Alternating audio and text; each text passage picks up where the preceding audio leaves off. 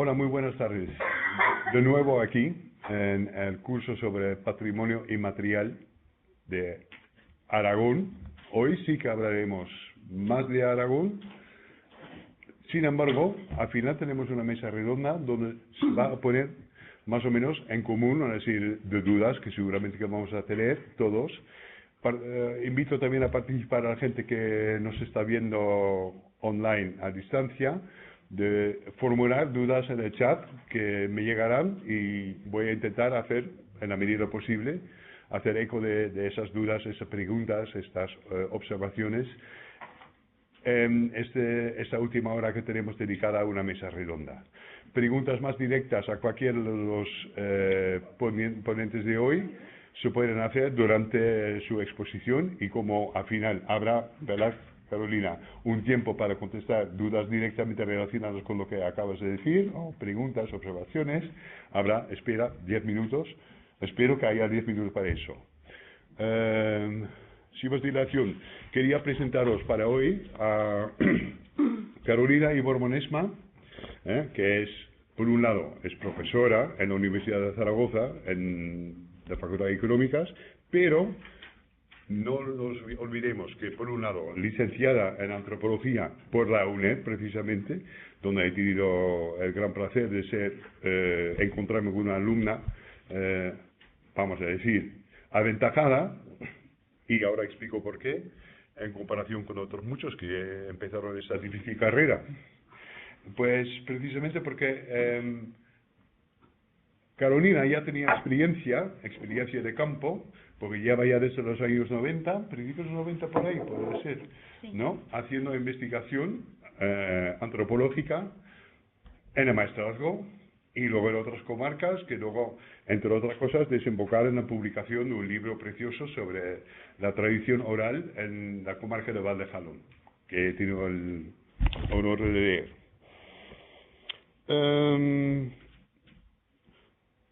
No voy a hablar mucho más de su currículum, más bien voy a dedicar tiempo a ella que hable de su tema, que va a ser la Jota. eso creo. La Jota aragonesa. Eso creo. Eso creo. Sea lo que sea eso. Venga, os voy a dejar un buen rato con ella y eso. Ánimo a formular preguntas, también para los que estáis aquí. Mira, también muchas gracias por vuestra asistencia hoy. Bueno, pues muchas gracias por la presentación y bueno, por supuesto, lo primero quería dar las gracias a los organizadores, a la UNED de Calatayud, a los organizadores del curso, Honorio Velasco y Raúl Kerkhoff, por haberme invitado a participar en estas jornadas y tener además así la oportunidad de disfrutar de las interesantes conferencias. Y también darles las gracias a todos ustedes por su interés en acompañarnos esta tarde, tanto aquí presencialmente como a través de las ondas, a través de Internet. Bueno, pues como ya adelantaba Raúl, me propongo hablar de la Jota. He titulado la conferencia La Jota aragonesa más allá del canon. ¿A qué me refiero con esto del canon? Pues me estoy refiriendo al canon asociado a lo que yo denomino Jota escénica o Jota académica, que es la que se viene representando desde hace mucho en los escenarios y aprendiendo de maestros en las academias. Estas instituciones, entre otras, han participado en la construcción de ese canon, que también ha sido, por supuesto, cambiante a lo largo de la historia. Se trata de la Jota que conocemos a través de los medios de comunicación. Y utilizo esta denominación de Jota escénica y académica, ya la vengo utilizando desde hace unos años, para diferenciarla de otra Jota que no se había representado ni transmitido a través de estos vehículos y a la que he dedicado yo mi trabajo de las últimas décadas. Bueno, como suele suceder en todas las ciencias sociales, estas dos categorías no son estancas, sino que, por supuesto, se han alimentado entre ellas. Entonces, mi charla va a tener dos partes bien diferenciadas. Y, bueno, son dos partes que tienen que ver también con mi trayectoria vital, porque como sucede con el 90% de los folcloristas españoles, pues yo he llegado al estudio del folclore a partir del folclorismo. Es decir, que yo empecé ya pues muy jovencita, con 7 años, en las escuelas y en los grupos de folclore. O sea que, digamos que me formé entre la gente que sabe que lo que está haciendo es folclore. O, bueno, por lo menos que está basado en el folclore. Y luego pues pasé a hacer trabajo de campo en estos medios no académicos, es decir, entre los que no saben que hacen folclore. o, bueno, al menos que no lo sabían hasta que no aparecimos por ahí los folcloristas de turno. A eso me quiero referir. Y, bueno, pues resulta que estos últimos años, y en relación también con mi tesis doctoral, que estoy llevando a cabo en el Departamento de Historia Contemporánea de la Universidad de Zaragoza, pues me he vuelto a interesar por ese medio escénico, ese medio académico y la construcción de ese canon. La construcción de lo popular, en particular de la jota como manifestación de lo popular a finales del siglo XIX, que es lo que, bueno, pues voy a referir concretamente en la primera parte de la conferencia. Espero ajustarme a los tiempos. Esto no va a ser descripción densa, va a ser descripción superficial, mucho me temo.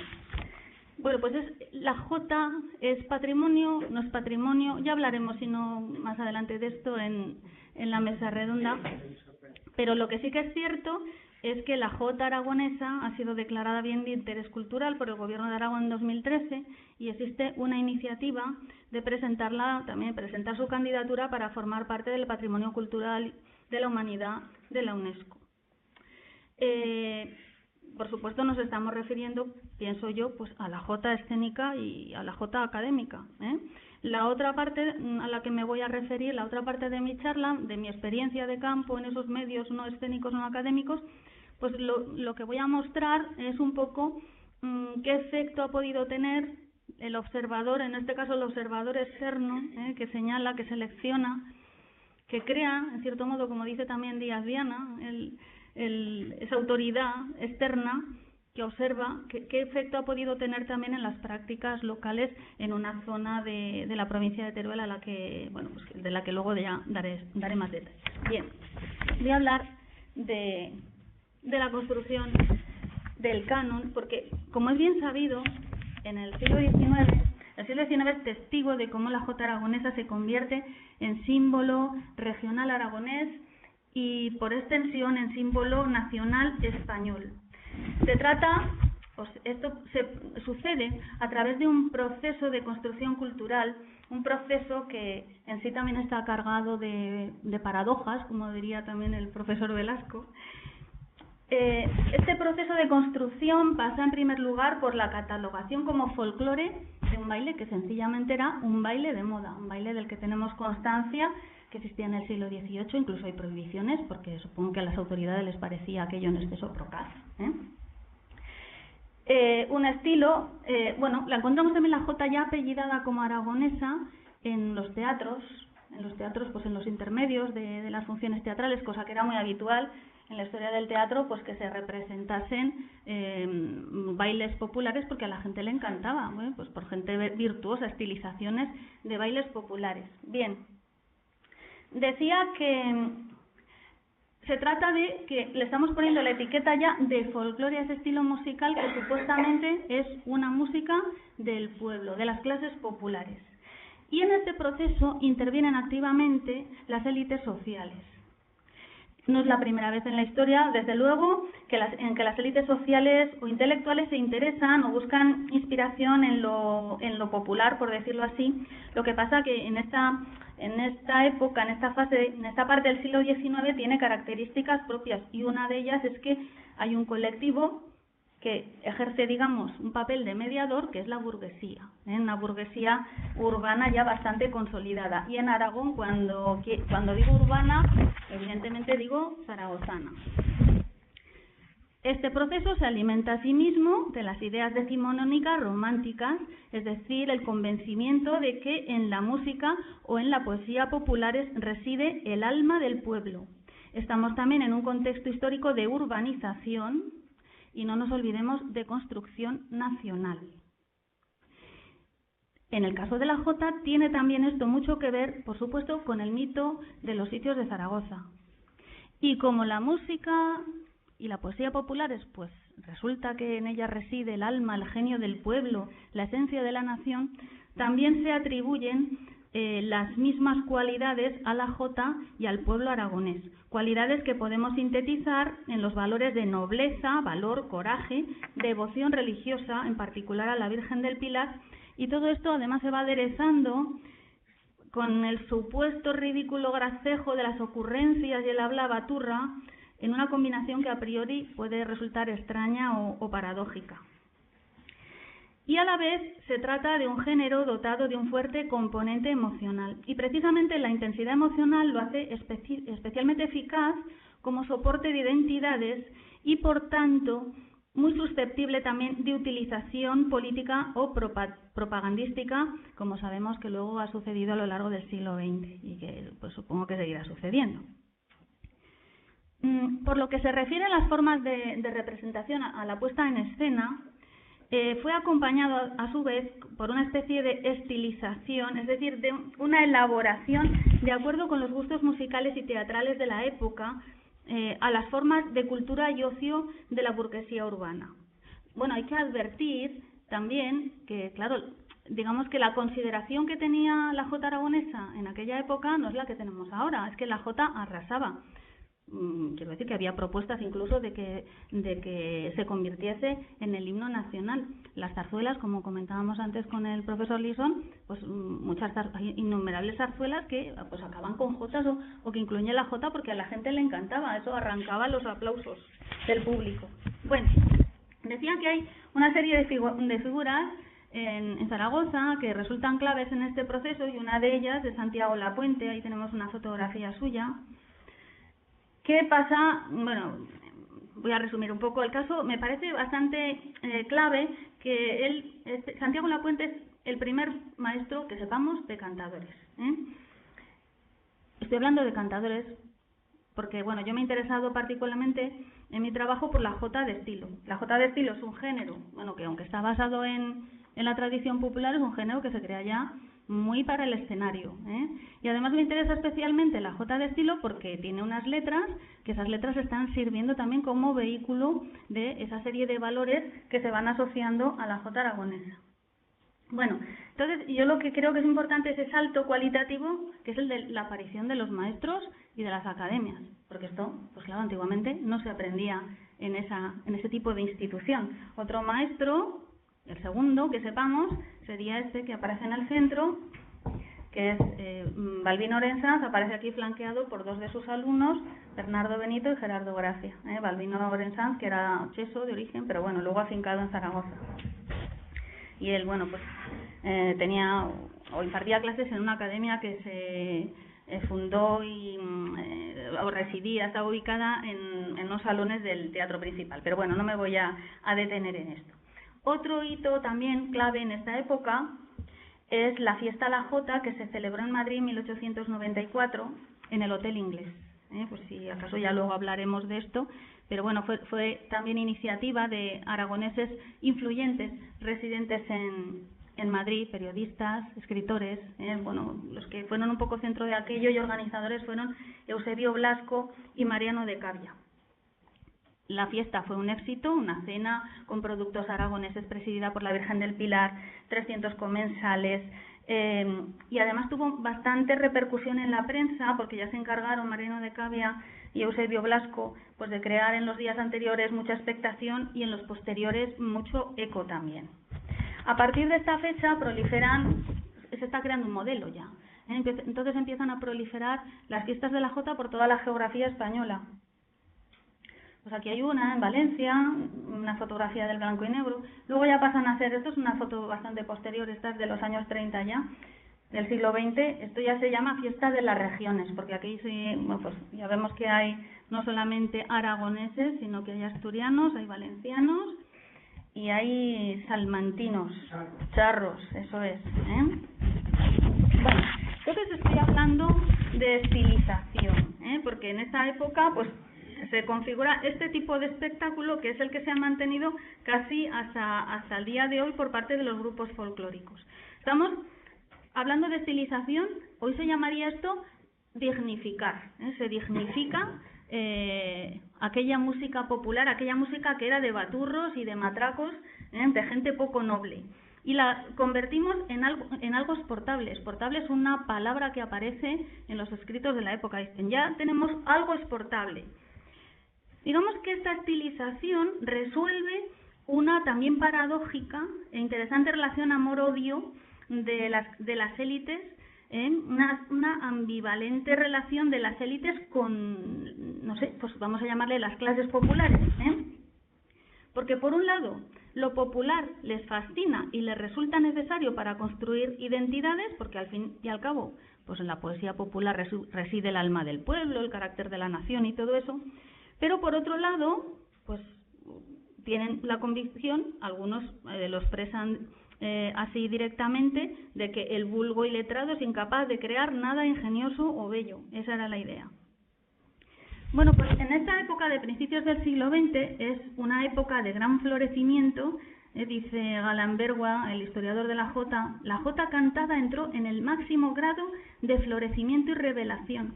Esto me recuerda algo de lo que expuso ayer el profesor Velasco, de la festivalización, que es lo que sucede en esta época. Tenemos la festivalización, el esplendor al que se refiere Galán Bergua, los grandes cantadores que se profesionalizan y los bailadores también, como indicó precisamente ayer el profesor Velasco.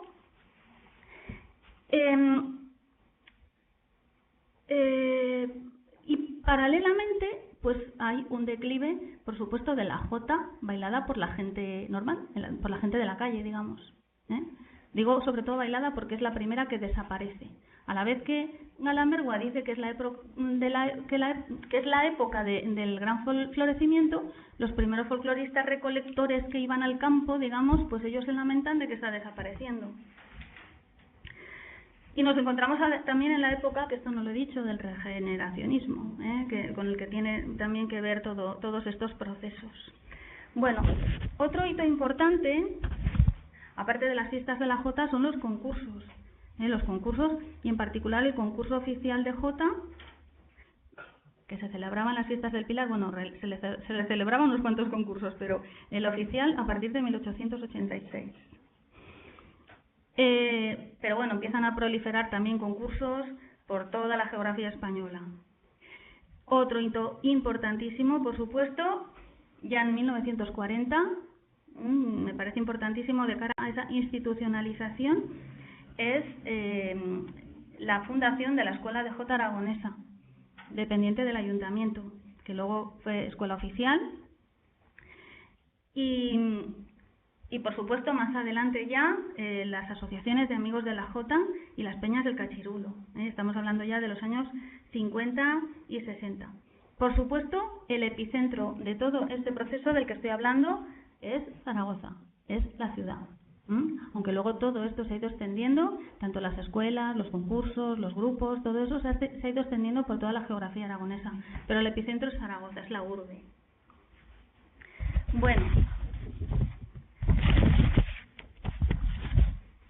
podríamos pensar que, bueno, pues podríamos etiquetar todo este proceso del que estoy hablando como una invención de la tradición. Esto es folclorismo, esto es invención de la tradición desde arriba, pero yo creo que es un enfoque que se queda un poco escaso también, porque claro, hay que tener en cuenta que también a lo largo del siglo XX las escuelas y los grupos folclóricos han tenido un papel importantísimo en la sociabilidad y para canalizar las inquietudes artísticas de una gran parte de la población, que en principio pues serían las clases populares urbanas, normalmente pues los hijos de los que habían emigrado a Zaragoza desde las áreas rurales.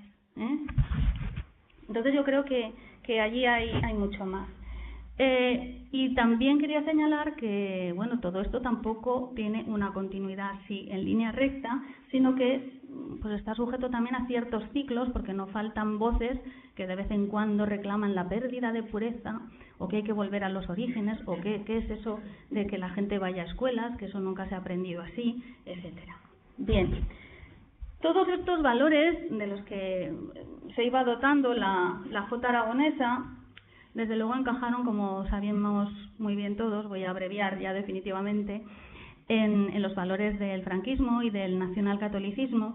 Tanto es así que luego con la llegada de la transición pues hubo ahí también cierta crisis, porque desde luego sufría el rechazo de gran parte de la población, la Jota, y por los valores, por las connotaciones que la acompañaban. Entonces, en la transición pues suceden muchas cosas. A esto no me voy a dedicar mucho porque aquí habría que dedicar otra media hora, pero bueno, simplemente lo mencionaré.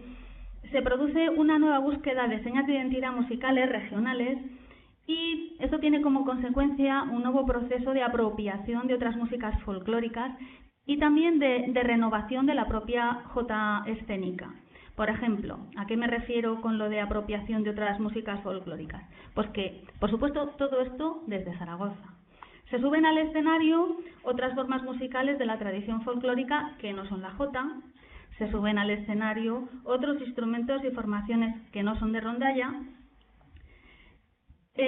También se empieza a enseñar, por supuesto, en Zaragoza, en escuelas, a tocar estos instrumentos y estos repertorios. La escuela ya deja de llamarse escuela de jota y pasa a llamarse escuela de folclore.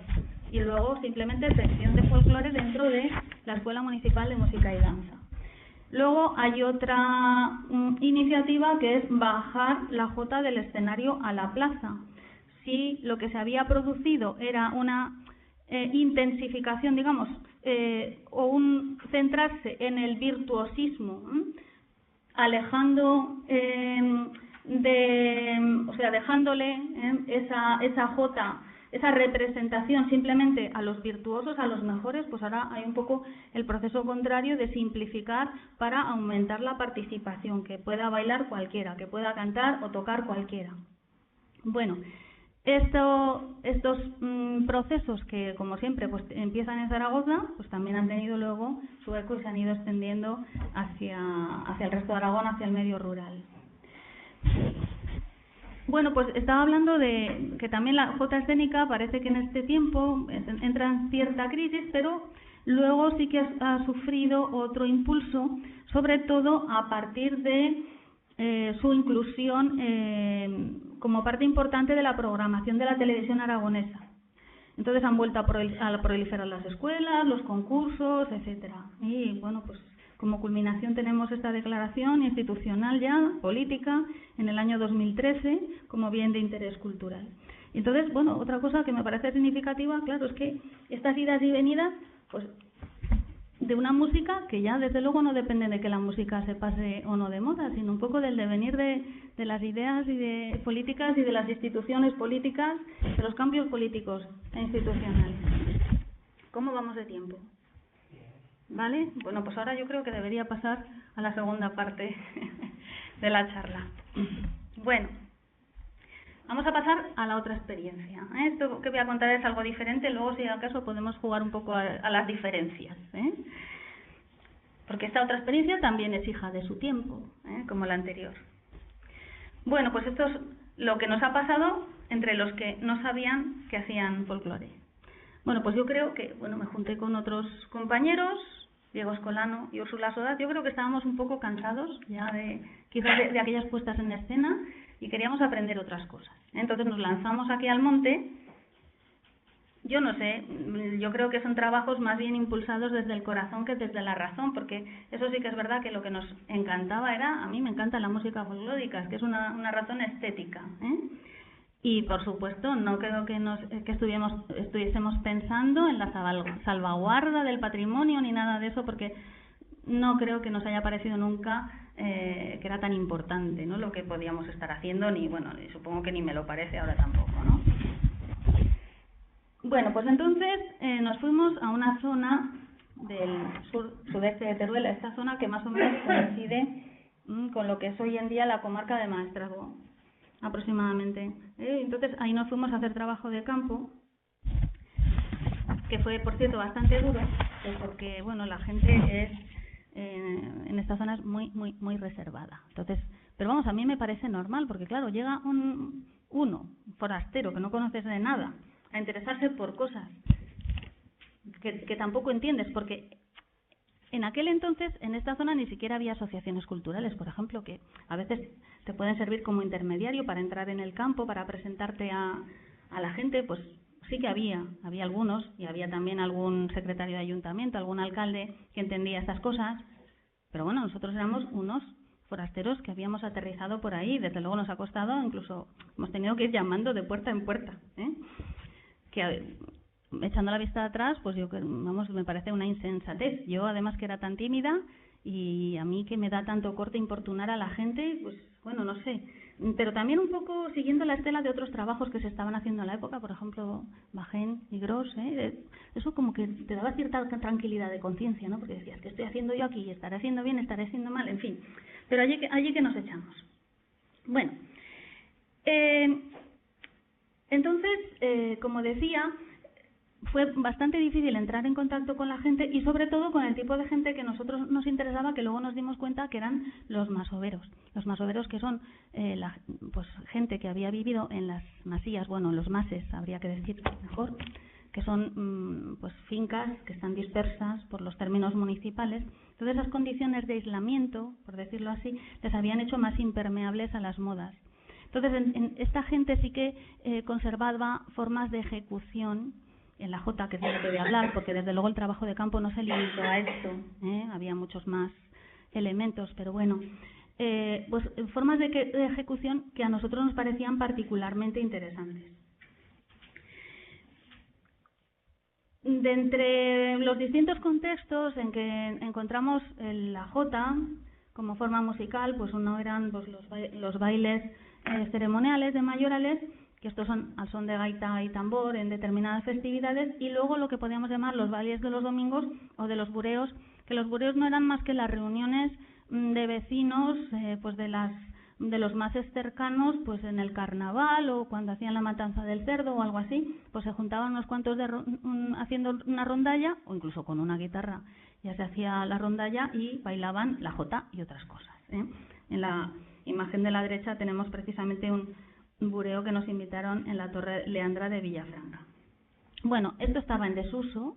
Voy a hablar sobre todo esto porque es la música de rondalla y es quizá lo que tiene más relación con la primera parte de la charla.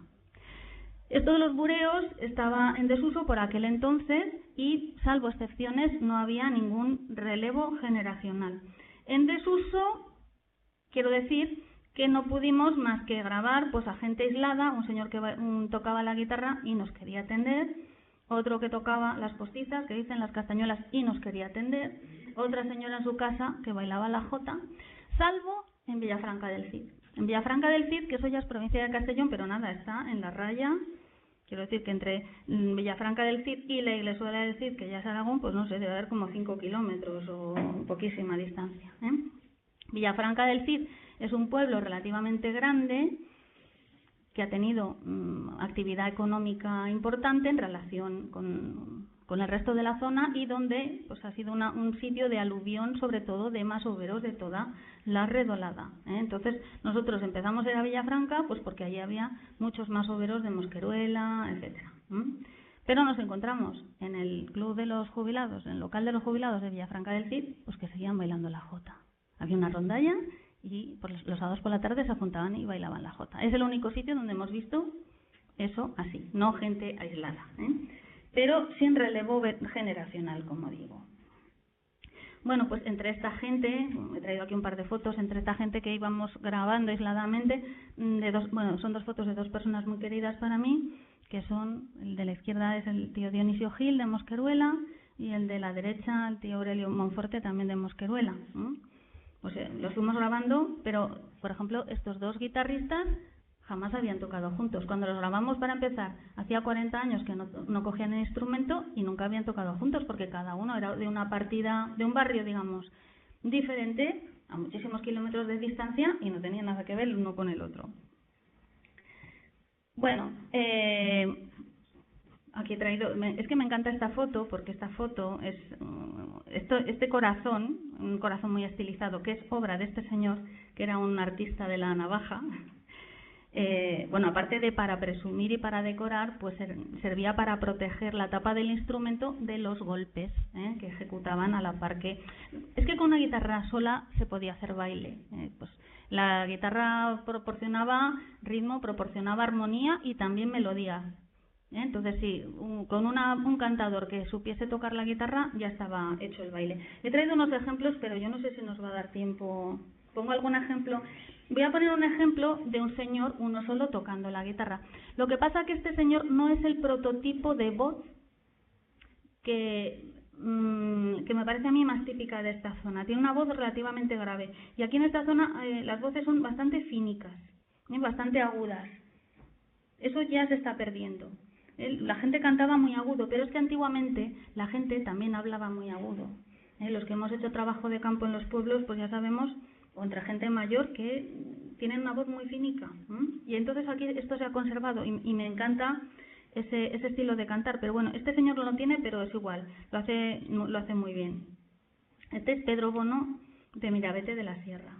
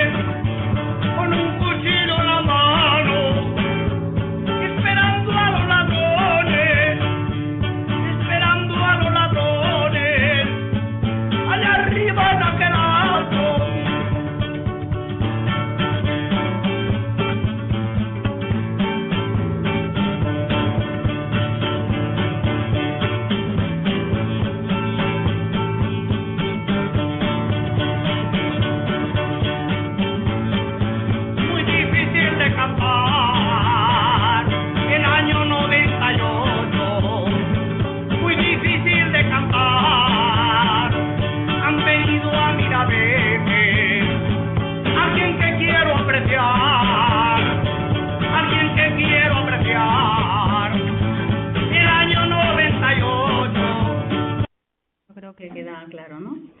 Bueno, pues desde entonces han pasado muchas cosas, Han pasado muchas cosas aquí, han pasado muchas cosas en mi vida también. Una importante fue que, bueno, aparte de, pues claro, esto costó bastante trabajo, pero bueno, ya cuando empezamos a sacar las publicaciones, les enviamos, por supuesto, ejemplares a la gente que había participado en el trabajo, pues eso ya empezó a calar de alguna manera, porque ya se dieron cuenta, bueno, pues a lo mejor esto que hacemos vale, Luego, pues en el 2004 también trajimos a Zaragoza pues a 100 personas de la zona para las fiestas del Pilar, a una muestra que llamábamos música tradicional, tradición musical en el maestrazgo, bueno, pues músicas de rondalla y también músicas de gaita y tambor. Aquí tenemos al grupo de Villafranca, que estaba compuesto pues por gente de Villafranca, de la Iglesuela y de Mosqueruela. Esto es el baile de tres, que dicen ellos. Aquí están actuando en Molinos, ya posteriormente, en un congreso, unas jornadas que hubo sobre las masías. Otro hito importante para mí ha sido pues que conocí a la gente del Grup Ramel, porque a estas alturas mis compañeros Diego Escolano y Úrsula Solaz ya habían dejado estas cosas, porque al fin y al cabo son trabajos bastante cansados o no sé, y ya estaba yo sola, pero entonces tuve la suerte de conocer a la gente del Grup Ramel de Castellón de la Plana, que estaban haciendo lo mismo que nosotros, pero al otro lado de la raya. Con lo cual me ha permitido también conocer la tradición musical del otro lado de la raya, que también me parece muy significativo que estuviese mucho más viva que en la parte de Teruel. Entonces, el Grup Ramel organizaba hasta el año pasado todos los años unas trovadas de rondes en el verano en algún pueblo de la provincia. Y esas trovadas de rondes, pues lo que hacían era participar distintas rondallas y bailadores de veteranos de distintos pueblos de la provincia, para darles visibilidad y también para fomentar la participación de la gente joven. A mí me parecía muy conmovedor en estas trovadas. Bueno, claro, me parecía conmovedor simplemente ya por la música, que me encanta, pero había tienen un componente muy conmovedor, que es que no ves solamente gente mayor, sino que allí veías revueltos a los de 8 años con los de 80. Y eso, hoy por hoy, es muy difícil de ver, porque ya sabemos que la industria de la música pues fragmenta el mercado y cada grupo de edad escucha y compra una música diferente. Yo eso de que compartan la misma música, los de 8 y los de 80, yo solo lo he visto en el trabajo de campo que he hecho con los gitanos. Con los demás, no. Bueno, a todo esto, pues la gente en Mosqueruela, pues el tío Aurelio y el tío Dionisio, que los hemos visto antes, y otra gente, pues ya se empezaron a juntar a tocar, que no lo habían hecho nunca, con más gente. Empezaron a tocar juntos, empezaron a ir por las casas, la gente empezó a bailar, Y entonces nos encontramos con esto en 2008. En 2008 estábamos precisamente en una de estas trovadas, en Culla, en un pueblo de Castellón, y nos dijeron, es que en Mosqueruela van a hacer mañana un bureo o algo así. Y allí que nos presentamos y nos encontramos con esto, que para mí fue pues muy emocionante.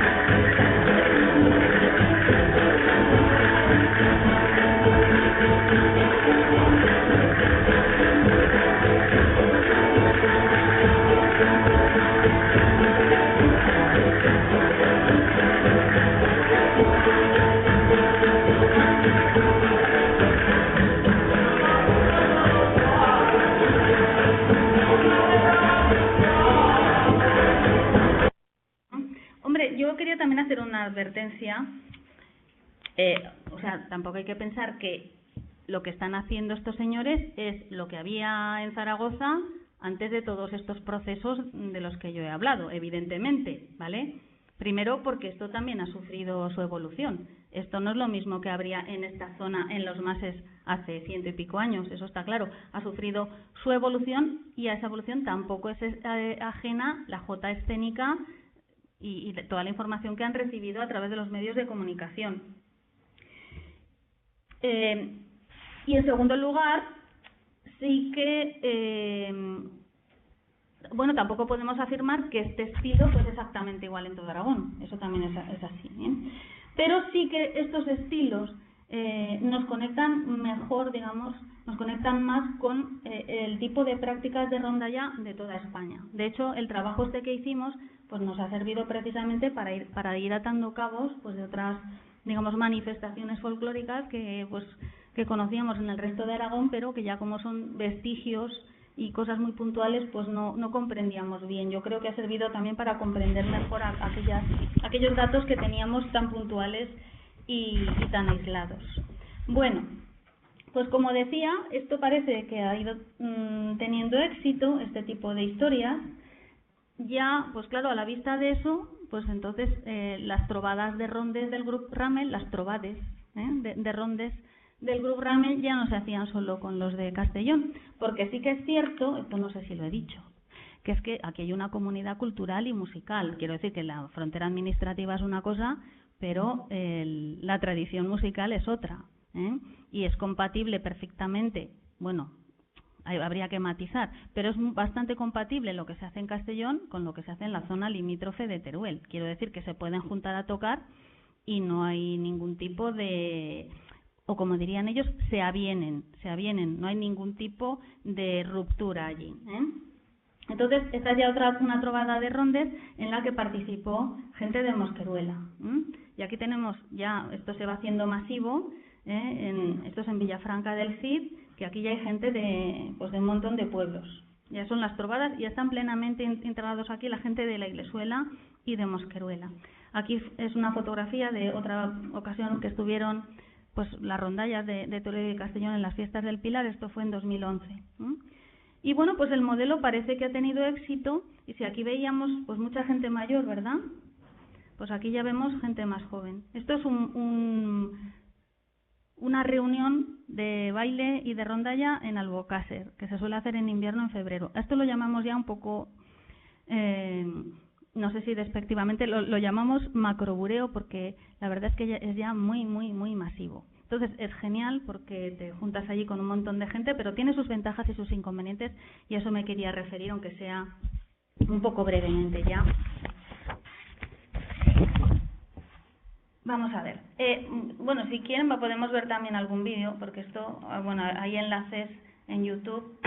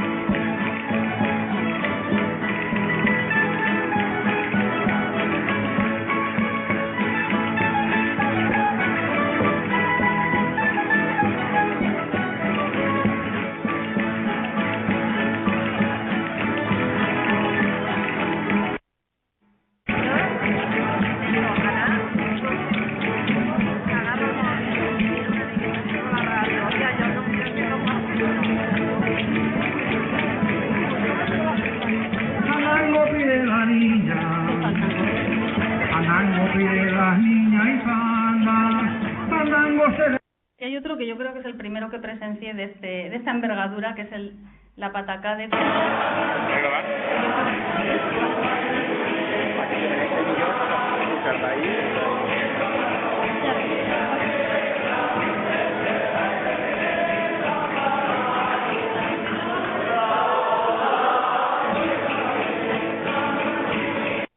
Bueno, pues esto, claro, pues como todo tiene sus ventajas y sus inconvenientes. Ventajas, bueno, pues que tenemos una ocasión más para la fiesta y para la reunión.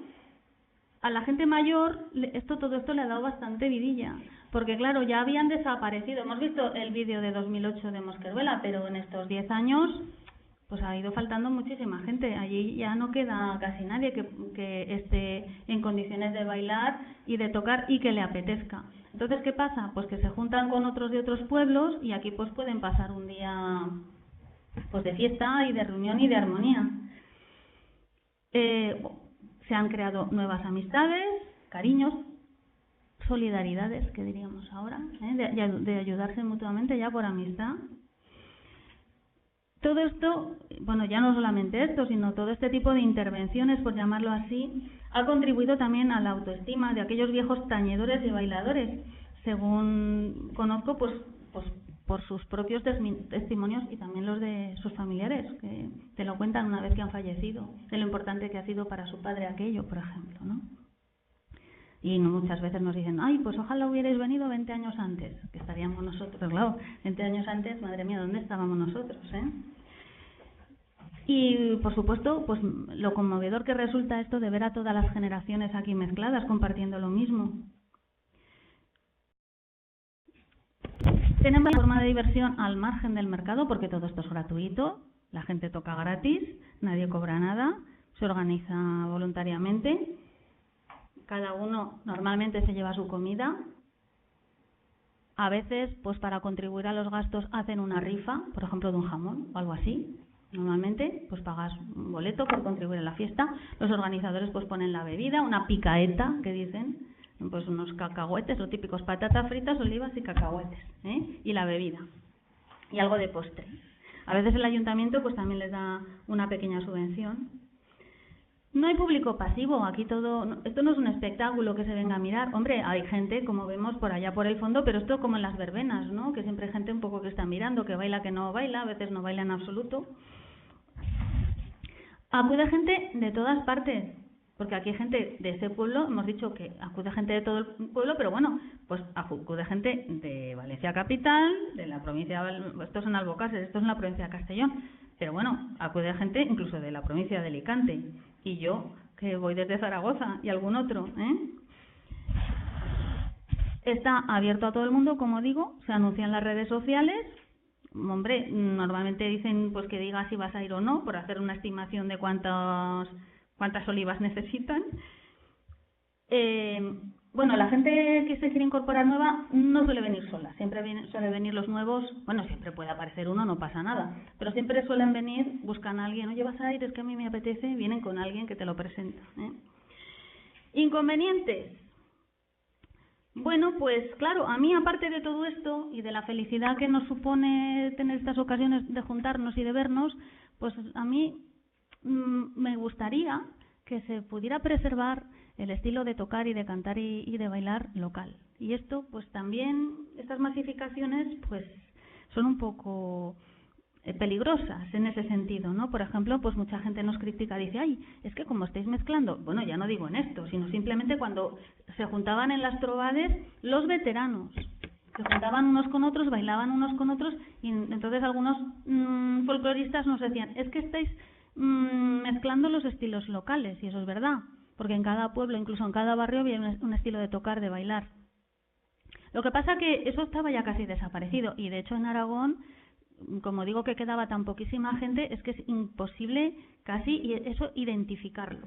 Entonces, ¿qué vas a hacer? Por preservar los estilos locales, que no haya nada y que se quede cada uno en su casa, salvaguardando allí las esencias de los estilos, o que se junten y que sean felices y que seamos felices los demás compartiendo la música. Ahí está el dilema. Se diluyen los repertorios también, claro, porque unos aprenden los repertorios de los otros. Se simplifican los estilos, que es un poco lo que comentábamos antes, y luego, claro, es que esto de la masificación pues tiene algunos inconvenientes. Desde luego, a la gente mayor, esta concentración de músicos tan grande, o sea, mejor eso que nada, pero no le suele agradar. Dicen, demasiados músicos, masa musics. Porque además muchas veces genera desajustes, porque coordinar eso que es casi una orquesta sinfónica por número, ¿no? A veces han juntado, yo qué sé, 40, 50 tañedores más que bailadores, eso es imposible de manejar. Luego también, otra cosa que sucede es que se incorpora mucha gente que no conoce la tradición local y que viene de la tradición académica o que están familiarizados con ella a través de los medios de comunicación. Entonces, yo me temo que pueden acabar imponiendo su estilo sobre el local, que al fin y al cabo en esta masa es minoritario. Y además es que es difícil para el que se ha formado en la tradición académica adoptar la tradición local. Es más fácil, por ejemplo, en los instrumentos, al aprender a tocar la guitarra ese estilo, que en el baile. Los que vienen de academia es que los distingues a la legua por el estilo de bailar, porque esta gente baila muy contenido. En la tradición local pues es que no hace falta tanto movimiento, tanto desplazarse, porque no son cosas que no son bailes que estuviesen pensados para el escenario. Y sobre todo lo que más difícil me parece es lo de cantar. O sea, una persona que ha aprendido a cantar jotas de estilo con esa voz de jotero, olvidarse de eso y sacar esa otra proyección de la voz finica, aguda de la que estoy hablando, eso me parece complicadísimo. No digo que sea imposible, pero sí que es muy difícil. Y luego, claro, en general es que es difícil. Esto hemos dicho que no se aprendía en academias, que se aprendía pues en casa de la familia y se aprendía pues por emulación, porque lo estabas viendo. Entonces esa emulación, ese aprendizaje se hace muy difícil en este contexto tan masivo. Por otra parte, sí que he hecho en falta también aquí más gente joven, pues de menos de 20 años, de la propia comarca, ¿no? Entonces también estamos esforzándonos un poco en que se implican, porque ahora en esta comarca, antes ya he dicho que no había nada de nada, pero ahora sí que hay escuelas de jota. Y hay profesores de rondalla y profesores de baile y de canto. Lo que pasa que, claro, lo que están enseñando es lo mismo que se enseña en Zaragoza. A mí, claro, lo deseable sería que pues una mayor sensibilidad por parte de los maestros, de los que están enseñando ahí la rondalla y el baile y el canto, para aprender y para transmitir las tradiciones locales. ¿Esto es patrimonio? Bueno, pues si queréis, o si quieren ustedes, lo podemos discutir luego, ¿no? Identidades, ¿esto mueve identidades? Hombre, pues identidades territoriales no creo, ¿no? Porque aquí la identidad territorial, que es la que suele estar vinculada al folclore, ¿verdad? La identidad territorial, por eso se habla de raíces tanto, ¿no? Pues la identidad territorial realmente está bastante diluida, ¿eh? A mí lo que más me conmueve de todo esto, pues como he dicho, es la comunión. La comunión, pero tanto aquí la comunión, digamos, intergeneracional entre personas y colectivos de distintas edades, pero también, que es lo que yo creo que es un elemento que tiene la música folclórica y que por eso a mí me gusta tanto, es la comunión con toda la historia que eso tiene detrás. Quiero decir, no es lo mismo, no sé, a ver, habrá sensibilidades para todos los gustos, pero yo no tengo la misma sensación cuando entro en una catedral o en una iglesia gótica que cuando entras en una iglesia estilo gótico, pero sabes que está recién inaugurada, por ejemplo. No es algo, ¿no?, que, no sé, que te está hablando de muchos siglos de historia, ¿no? Y ese tipo de comunicación, digamos, hacia atrás en el tiempo, ese tipo de comunión, no solamente una comunión con tus contemporáneos, ¿no?, sino una comunión hacia atrás, que yo creo que también es el ingrediente que tiene la música folclórica. Bueno, ya está ahí, ya lo dejo, ¿eh? Gracias.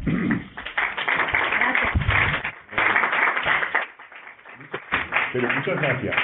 Yo creo que ha sido una exposición muy elocuente y puntual. Y muy puntual, y sobre todo, pero precisamente por eso me he levantado, me he sentado aquí ya, para poder aprovechar este ratito que nos queda hasta la próxima, para hacer unas preguntas, digamos, más tipo puntuales acerca de todo lo que ha expuesto Carolina ahora mismo sobre los dos tipos de Jota. A mí, aparte me ha parecido muy interesante lo que has contado sobre esa masificación, digamos, que se ha producido, ¿eh? Una pregunta que ya se me ha ocurrido precisamente con el estilo de baile que he visto que hacen. Eso ¿cómo se ponen de acuerdo? Precisamente gente, porque en la música más o menos... ¿A qué te refieres? No lo entiendo. Bueno, lo que quiero decir, que se ve la gente en algún momento, que no sé en qué fragmento exactamente que lo he visto, se empiezan a bailar y siguen cierta coreografía. Ah, ya. Entonces, ¿eso es cómo se ha quedado en eso o es darse espontáneamente? Te refieres a estos, ¿no? Sí.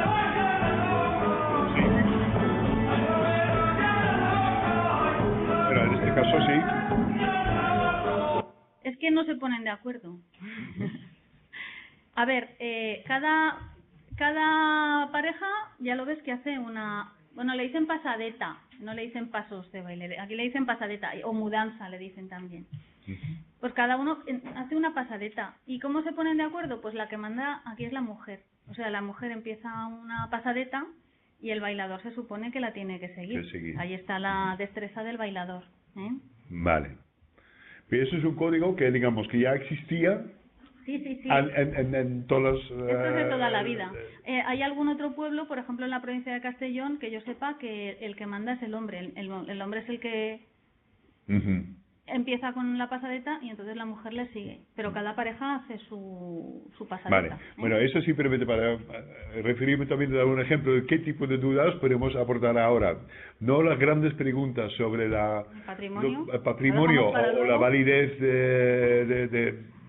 de la modernización de una tradición y el peligro que puede correr, etcétera, etcétera, sino en concreto sobre lo que nos ha contado, igual los contrastes entre lo académico y algo tiene que ver siempre, ¿no? Pero si alguien aquí tiene una pregunta, ¿has encontrado una pregunta en el chat? No. ¿Cualquiera de vosotros queréis algo que añadir? Yo conozco la zona del Bajo Aragón. Espera un momento que te pase el micro.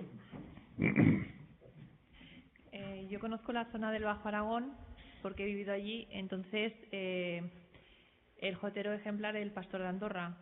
He tenido la ocasión de hablar con él y bueno, también ha participado en en programas en televisión de Aragón, que son fáciles de poder ver, y las exposiciones que él ha hecho.